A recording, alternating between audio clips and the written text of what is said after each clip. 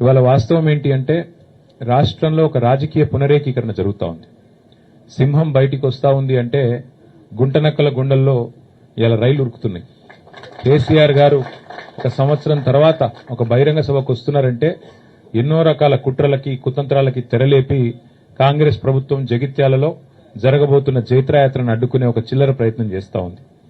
ముఖ్యమంత్రి గారు, మంత్రులు ఎంత సిల్లీ పాలిటిక్స్ అంటే కేసీఆర్ గారు ఇక్కడికి వస్తున్నారంటే ముఖ్యమంత్రి గారు మేడిగడ్డ కోతారట.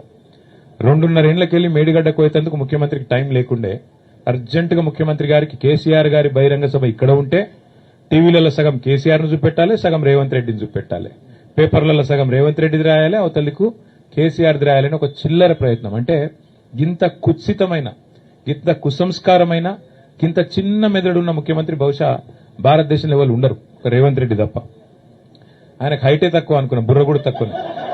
అంటే ఈ మాట ఎందుకు అంటున్నా అంటే నిజం గింత చిల్లరగా ఉండకూడదు రాజకీయం.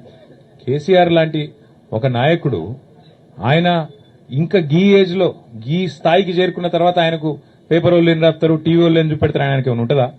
జగిత్యాలకు వచ్చుడు, జనాలను కలుసుడు, అందరి ముందు మాట్లాడుడు, లక్షలాది మందితో సంభాషించుడు కేసీఆర్ గారికి తెలిసిందే గది, ఆయన ప్రస్థానమే అది.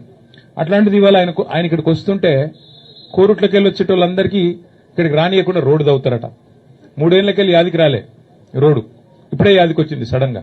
ఇంత చీప్ పాలిటిక్స్, ఇంత చిల్లర ప్రయత్నాలతో జగిత్యాలలో జన ప్రభంజనాన్ని అడ్డుకుంటామని రేవంత్ రెడ్డి గారు, అదేవిధంగా ఇక్కడున్న హైబ్రిడ్ ఎమ్మెల్యే, హైబ్రిడ్ కూడా కాదు, ఏం బ్రీడో ఇది,